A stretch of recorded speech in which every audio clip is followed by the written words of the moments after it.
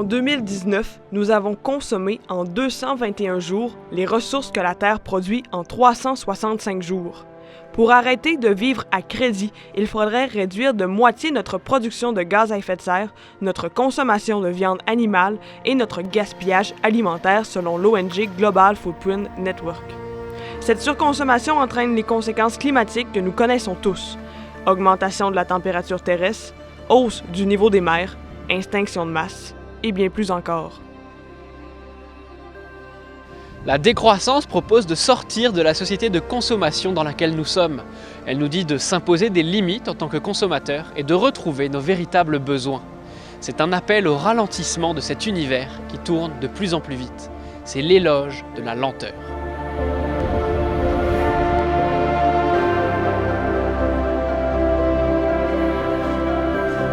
Le système économique mondial est basé sur une quête infinie de la croissance. Le problème, c'est que le modèle actuel se base sur l'exploitation des ressources qui nous entourent, qu'elles soient naturelles ou humaines. Pourtant, ce modèle a démontré et démontre encore décennie après décennie ses limites. Des voix s'élèvent pour changer ce système. Le système économique en Occident est basé depuis au moins 150 ans sur l'exploitation des énergies fossiles et l'exploitation des ressources naturelles non renouvelables. L'idée est de passer à un autre paradigme, à un autre monde qui est basé sur les énergies renouvelables, sur l'économie verte. Donc la croissance doit être infinie. On doit toujours créer de la nouvelle richesse, mais les ressources sont limitées. Les ressources matérielles, physiques sont limitées. Nous sommes donc intéressés au concept de décroissance de notre région du Saguenay-Lac-Saint-Jean.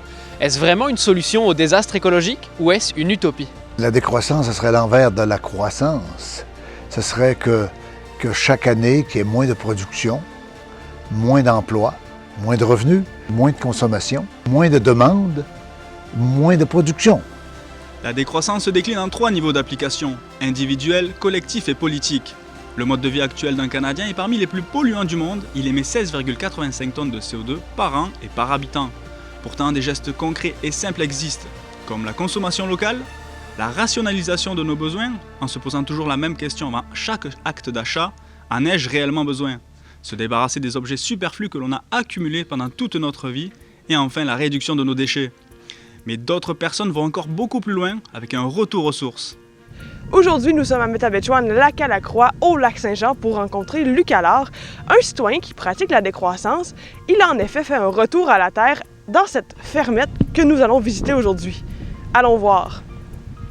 Donc, vous avez construit la fermette qu'on voit ici, c'est bien ça? C'est bien ça. En fait, c'est une maison qui était à Robertval, qui avait passé au feu.